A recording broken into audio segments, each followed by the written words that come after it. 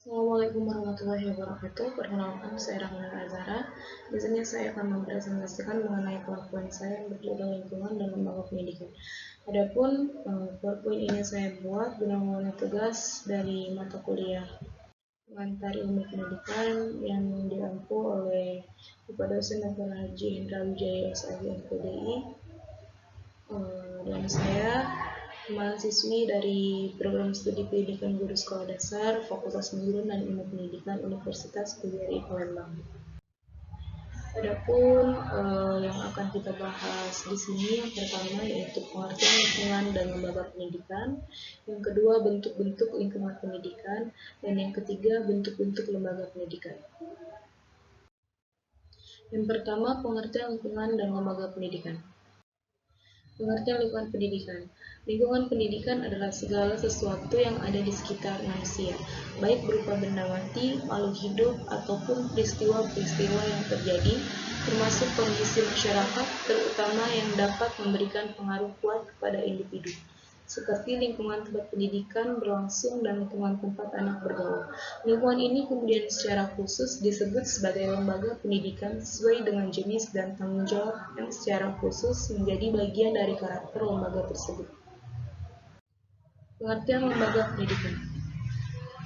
Lembaga pendidikan adalah organisasi atau kelompok manusia yang karena suatu dan hal lain memikul tanggung jawab atas terlaksananya pendidikan.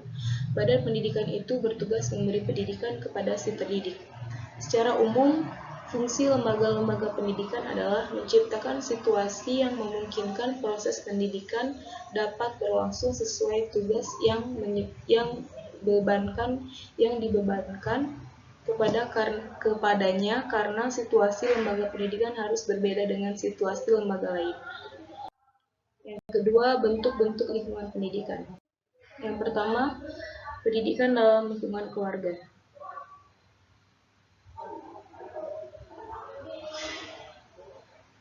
Keluarga merupakan lingkungan yang pertama dan utama bagi anak yang memberikan sumbangan bagi perkembangan dan pertumbuhan mental maupun fisik dan kehidupannya.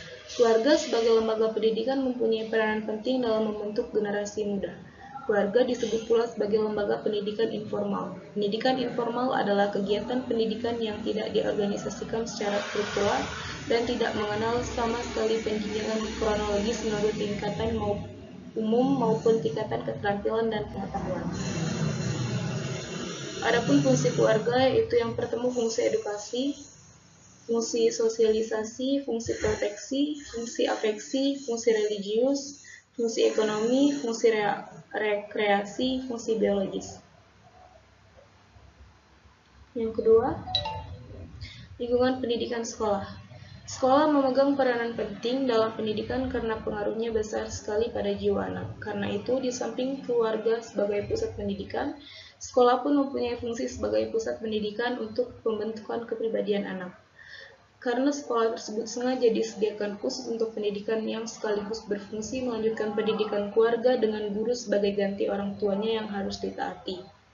Pendidikan di sekolah biasanya disebut sebagai pendidikan formal karena ia adalah pendidikan yang mempunyai dasar, tujuan, ide, metode, alat-alat yang disusun secara eksplisit, sistematis, dan distandarisasikan. Yang ketiga, yaitu lingkungan masyarakat atau lingkungan pendidikan non-formal. Seperti yang dijelaskan sebelumnya, bahwa pendidikan berlangsung dalam 3 lingkungan, yaitu keluarga, sekolah, dan masyarakat. Masyarakat mencakup sekelompok orang yang berinteraksi antar sesamanya, saling bertergantungan dan terikat oleh nilai dan norma yang dipatuhi bersama. Masyarakat sebagai kesatuan hidup memiliki ciri seperti yang dikemukakan oleh Tirta Raharja dan Laszlo pada tahun 2000. Yang pertama, ada interaksi warga-warganya. Yang kedua, pola tingkah laku warganya diatur oleh adat istiadat, norma-norma hukum, dan aturan-aturan yang berlaku. Dan yang ketiga, ada rasa identitas yang kuat dalam mengikat pada warganya. Kesatuan wilayah, kesatuan adat istiadat, rasa identitas, dan rasa loyalitas terhadap kelompoknya merupakan pangkal dari perasaan bahwa sebagai patriotisme, jiwa korps, dan kesetiakawanan kawanan, dan lain-lain. Yang ketiga yaitu bentuk-bentuk lembaga pendidikan.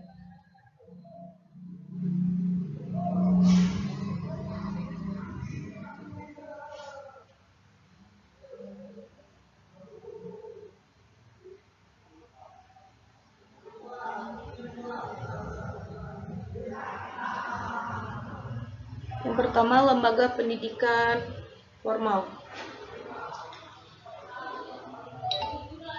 Lembaga pendidikan formal merupakan jalur pendidikan terstruktur dan berkesinambungan yang terdiri atas pendidikan dasar, pendidikan menengah, dan pendidikan tinggi. Contoh pendidikan formal adalah sekolah dasar, perguruan tinggi, dan perguruan tinggi. Dalam pendidikan formal memiliki ciri-ciri atau karakteristik seperti 1. Kegiatan pembelajaran atau belajar mengajar umumnya dilakukan di dalam kelas atau suatu ruangan. Yang kedua, memiliki persyaratan usia serta pengelompokan usia ke dalam kelas-kelas tertentu. Yang ketiga, memiliki jadwal yang sudah direncanakan sebelumnya. Yang keempat, materi pelajaran dibuat dan disusun berdasarkan kurikulum. Yang kelima, proses belajar mengajar diatur secara tertib, terstruktur, dan terkendali. Yang keenam, memiliki sistem evaluasi terhadap laporan hasil belajar, serta ada penghargaan yang diberikan dalam bentuk sertifikat, ijazah, maupun surat tanda tangan belajar. Yang ketujuh, masa studi atau lamanya kegiatan belajar peserta didik dibatasi dalam kurun waktu tertentu. Yang kedelapan, lembaga pendidikan selanjutnya yaitu lembaga pendidikan non-formal. Lembaga pendidikan non-formal merupakan lembaga pendidikan di luar pendidikan formal dan dapat dilakukan secara terstruktur dan berjenjang. Contoh lembaga pendidikan non-formal adalah lembaga pendidikan keterampilan.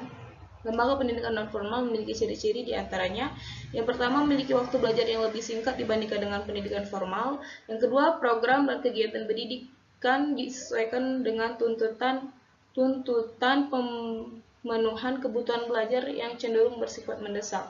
Yang ketiga, materi pelajaran yang diberikan bersifat praktis serta dapat segera dimanfaatkan. Yang keempat, pendidikan ini tidak mengenal kelas atau jenjang seperti halnya pendidikan formal. Yang kelima, waktu dan tempat belajar pendidikan non-formal disesuaikan dengan situasi dan kondisi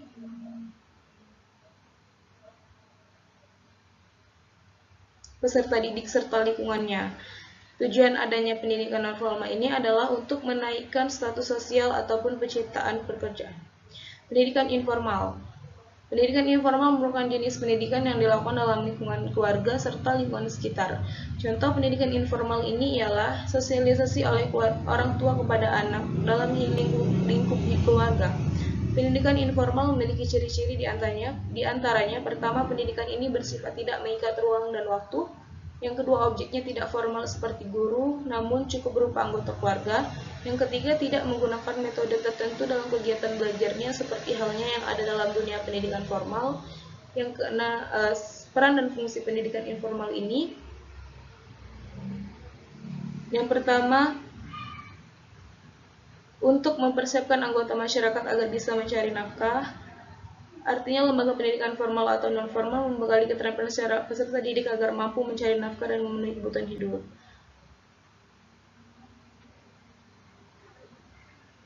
Adapun fungsi laten lembaga pendidikan yaitu mengurangi pengandaian orang tua terhadap anak ketika anak sedang ada di lingkungan sekolah karena merupakan tanggung jawab sekolah.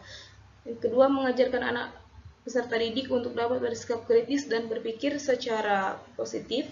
Yang ketiga, demikianlah itu tadi yang dapat saya presentasikan atau yang dapat saya jelaskan. Kurang dan lebihnya saya mohon maaf. Saya akhiri, wassalamualaikum warahmatullahi wabarakatuh. Terima kasih.